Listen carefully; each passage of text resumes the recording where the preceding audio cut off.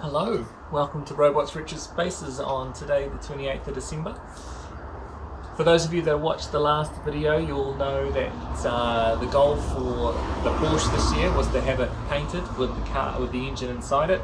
However, that very quickly split itself into two separate goals that would indicate success if either one was achieved. One, the car painted, or two, the engine in the car. So it's looking like we might be able to achieve goal number one.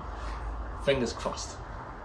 Right, so let's talk a little bit about where we've been and what's happened over the last 3 months since September when I did the last video. The last video was stage one of body prepping and stripping, so that's basically what has happened between then and now. The rest of the car has been stripped, the car has been fully body prepped, all the rust has been treated. It is now, and it has been fully masked up, ready for painting, ideally on Friday, which will be the 30th. So we might be able to creep in to meeting that goal before the end of the year. And I'll show some videos of that in a minute. But first, I figure we're taking the video today from inside my tiny London garage. And I think I'll just give you a quick tour of what's in the garage, because a number of things here have been stripped or are off the car, and I think it's worth having a chat about it to give you some idea about the detail when it came to stripping the car and what some of these bits look like outside of the car. So let's do that now. Alright, so like I talked about, tour of the garage, because there's no car in it for once. So what we have here is a pack of about 70 Porsche 911 World magazines that I got given, along with some centre caps for like, I think I got like 8 centre caps for like 80 quid or something like that. It was or 70 quid or something like that, and that was a good deal, proper ones. What we've got hanging here is I picked it up for £100 second hand, the pipe section for the external oil cooler. Just a little bit of a dent down here, so which you can't really see, but just not so bad actually. So for 100 quid versus 600 quid or 400 quid brand new, I thought why not. Down here are the new knee pads that go under the dash, and they are going to go where the old AC kit was. And this is the old AC kit here that fit under the dash, and that's the old AC kit that we have deleted along with the US style overriders, which were an absolute mess. You'll see in here all the rust and stuff, just almost exploded. Down here we have the rear spoiler, we all know about that. This is the sound deadening from the rear seats. It's all cracked, but I still think that we could cut it out and use most of it, still salvageable, which is good. Scrim and sound deadening that I picked up from the place where I got the materials for the seats and stuff. That's my old piece of rear valance or rear trim that goes down where the exhaust goes, and I just bought a new one. That one's brand new, so like 70 quid or something like that, instead of bothering to fix the old one. I bought new shocks front and back. I decided to buy them before the prices went up due to inflation and the really bad pound when Liz Truss announced their mini budget. This is my new oil tank that I have it was sandblasted, then it was rust killed, and then it was painted in epoxy black paint, which I think has come out really nice. This is the new, well, not new, this is my old rear panel that goes underneath the bumper, and the guy who did it for me did an absolute bang up job, because it is beautiful and so much better, because I would have had to buy a new one for £300 and it probably wouldn't have fit. So that's absolutely fantastic. And like I said, back to the AC kit. I think I'm going to try, because one day, I don't know, I might want to keep it. I'm going to get rid of all of this, because there's no point keeping the pipes and the AC unit, because it would be no point trying to do that, it's just too inefficient. But it might be worth trying to put all this back together, in case one day I want to put AC in, or something like that. Because that under dash vent stuff is quite expensive to try and track down, and I know that I could actually repair that without too much hassle. So anyway, that's the garage, and it won't take too much to get this back to empty, because once I throw away all the AC stuff, once I put the panels back on the car, put the oil tank back in the car, and then everything else will be able to fit in the back in the shed, and I'll be able to put the car in here and get back to working on it like I was before. Excellent. Alright, so with the body prepping, when we finished the last video, I think I said that the the gas tank and the oil tank were out of the car. And as you've just seen in the garage tour, we have a fully, looks almost brand new oil tank, which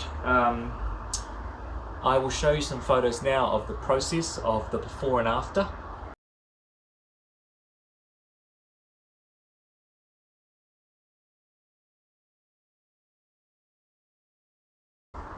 And the gas tank isn't here, but here are some photos of the gas tank before and after.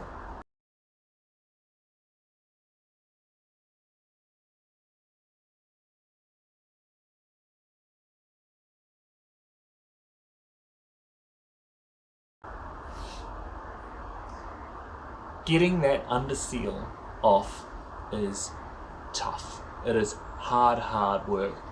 But everyone that I've spoken to considers it to be the best under seal that's available. It manages to stay kind of flexible after all this time, so that if the car takes a bit of a dent or might twist or turn or get stressed a little bit here and there, the seal doesn't crack. It just flexes a little bit and goes back. It's really quite amazing. And I'll talk more about the seal and the rust in the car in a minute.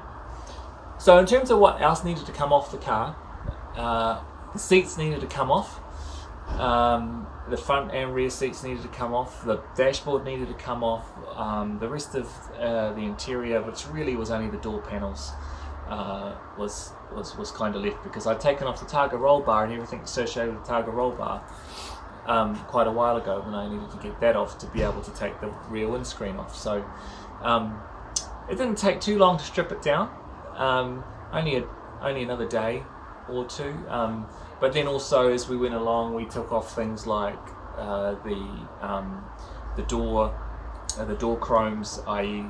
across the top of the door, and the door frames, and also the door handles. So all of that's been taken off now, and it's been not that difficult. I shouldn't be surprised, but the only tricky bit was a couple of nuts and bolts that were really stuck on there for the front and rear, for the front seats, and also a couple of bolts that I lost when I was taking off the window frames off the doors. But I'll be able to jiggle those out of the door frames soon enough. So once all that was stripped off, then we got to talk about dealing with the rust. The car, from a rust perspective, is exceptionally good. For a car this old, it's a California car, but we're still in the Netherlands for 8 years, is exceptional. So once the wings came off, they went to professional, because they're such an important part of the car. It wasn't going to risk them not being perfect. So they went off to a professional. Here's some before, after and during photos of the wings.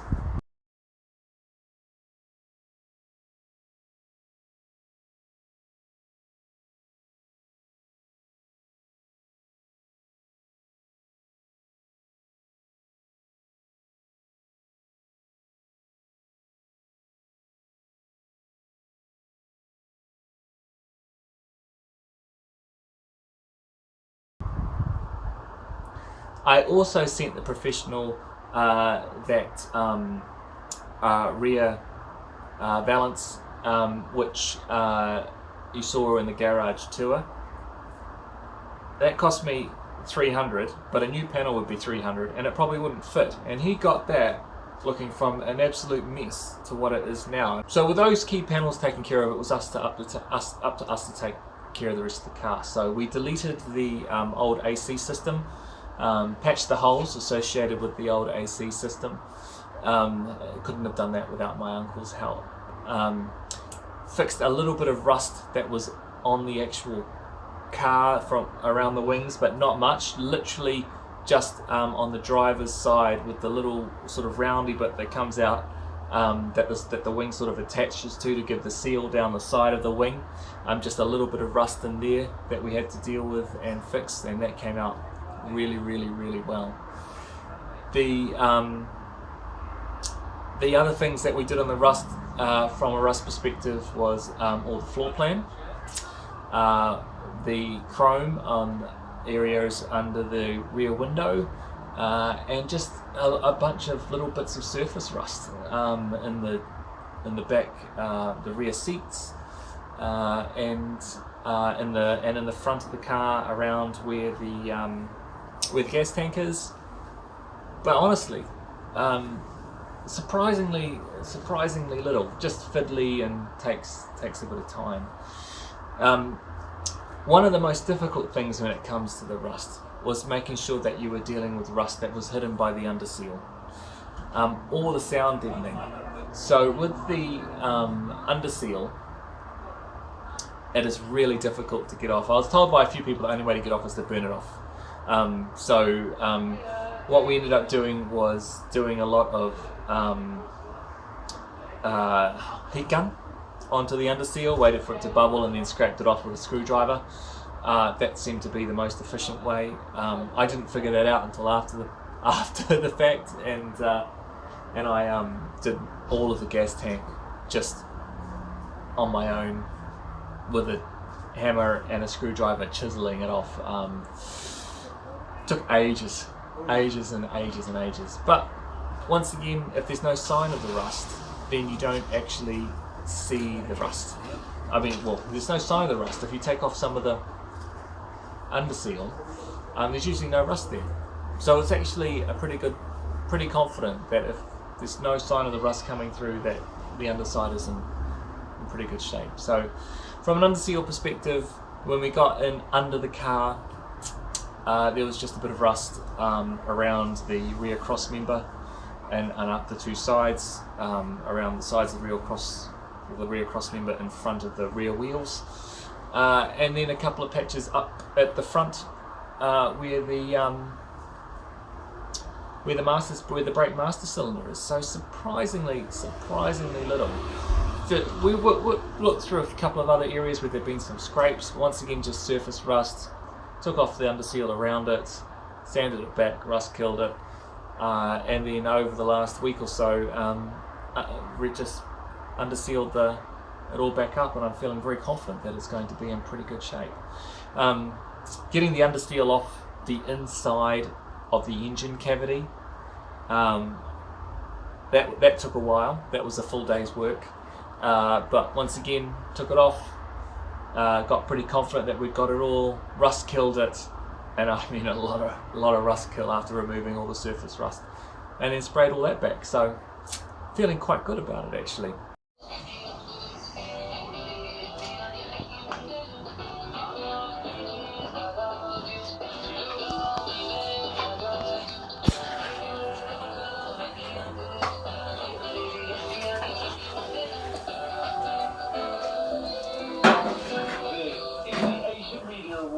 Radio Station of the Year 2021, Sunrise Radio, with the latest news headlines. Next.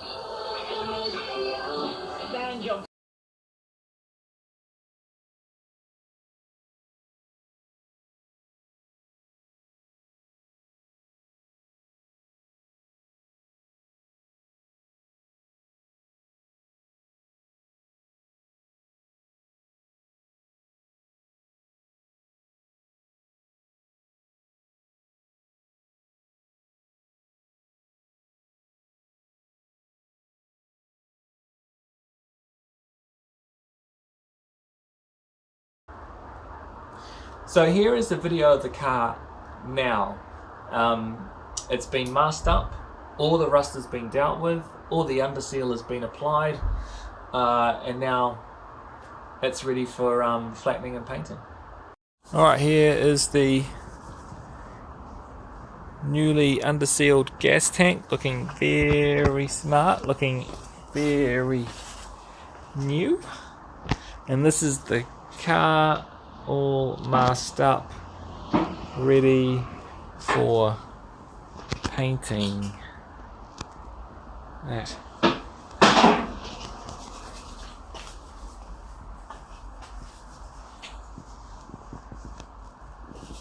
This is the last time that we should see the car looking like this.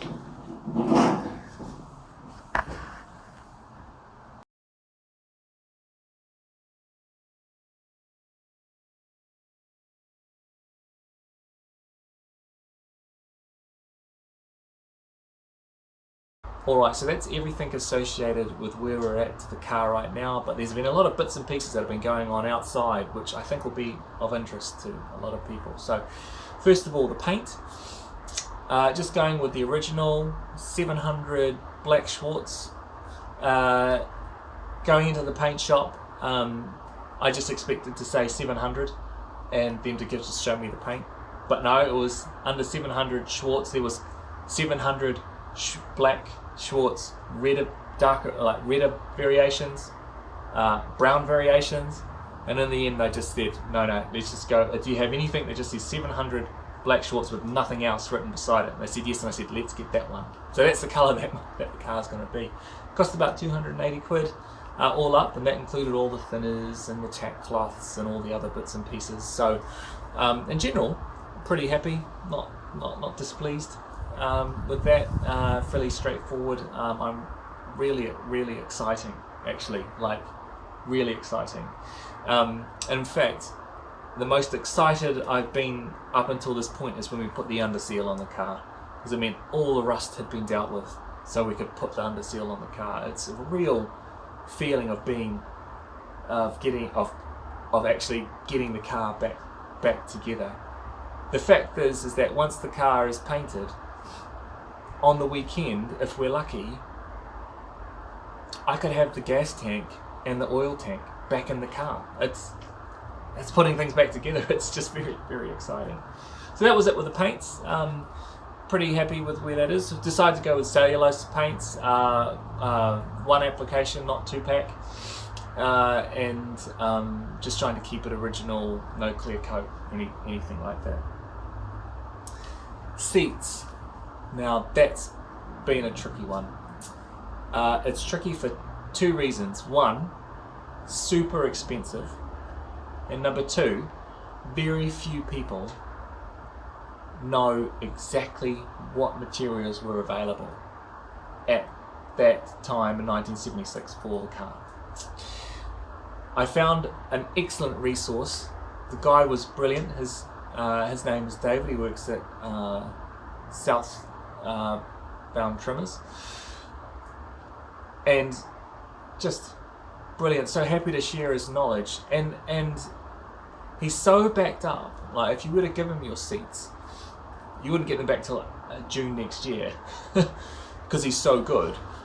But he doesn't mind selling you the materials so that you can take the materials to someone else that you might trust to do the work. So that's what I did. I bought the materials from him. In fact, right here is some sound deadening that I got from him. Also with the original scrim foam. I also got the vinyl, the brown vinyl required for the seats, and I also got the period correct brown tweed centers. So this is some before and afters.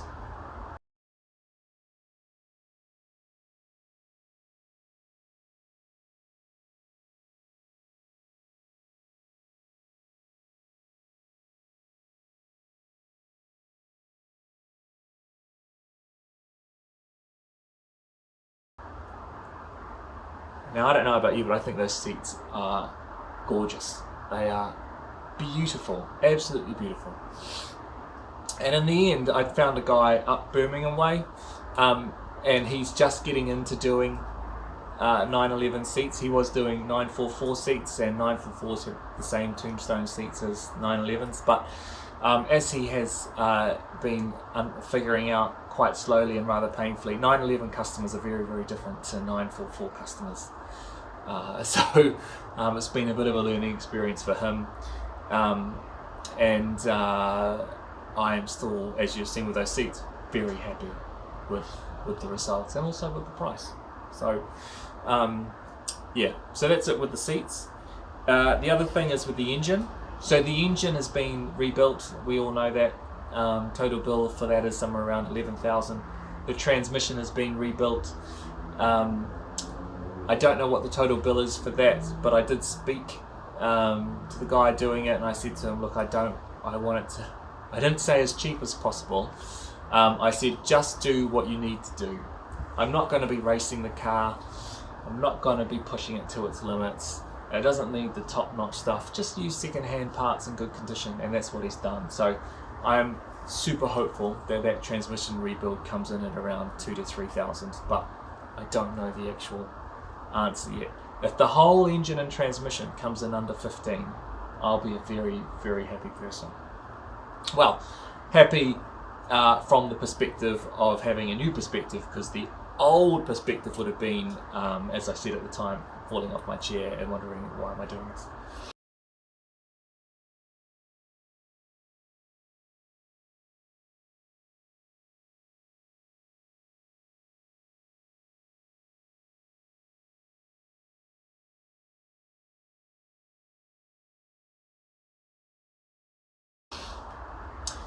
And that brings me to some other things that I've been buying. So you saw a number of them in the garage earlier today. The only one I don't think that I have really talked about is interior trim. So when I was looking at the seats, you very quickly figure out that when you're looking at the seats, you have to decide on everything else. And after a lot of research and talking to a lot of people, it became very apparent to me that it is very much period correct for everything at shoulder level in a Targa and above to be black, and everything below shoulder level to be the colour of the trim. So that's what I decided to do. Brown and cinnamon was the colour from shoulder down, and black vinyl or leather from shoulder up. Decided that the whole dash is going to remain black because they didn't do the dash in trim colours. That was always black back then. And that's what I decided. So what that meant was that I decided to also then do a lot of it, try my hand at it. So there's a company in the Netherlands, in Belgium, called Lakewell. A few people would have heard of them. I bought a wheel trim cover set. I bought a dashboard trim cover set. I bought a leather hide for my random leather bits. So the door toppers, the 3/4 door toppers. 3/4 panel toppers, the top of the rear parcel shelf, and I'm going to try doing that myself. And then from Southbound, when I bought the material for the seats, I also bought enough vinyl to try and redo the door panels by myself, 3/4 panels by myself, and the rear door parcel shelf, the back part of the parcel shelf by myself. So it's really interesting. Like, you just find yourself having to make these decisions quite early on in the piece, and I've come to the conclusion, as I talked right in my first video, that choosing to go factory, which is what I've done, has definitely made things more expensive, but has resulted in the most learning. Very much a case of you have to know the rules to break the rules. And that's the way I think the whole thing has been. So anyway, that's the whole everything up to date. If we get the thing painted on Friday, there will be one more video before the end of the year, because I think it's important that if we meet a goal, that you should celebrate it, because it's a big goal, and it's been a lot of work. So as usual, any questions, let me know. Thanks to all my friends and family, they've been very supportive, and I still feel that having it completed by the end of 2023, which was my original goal, is still very achievable. Bye bye, talk soon.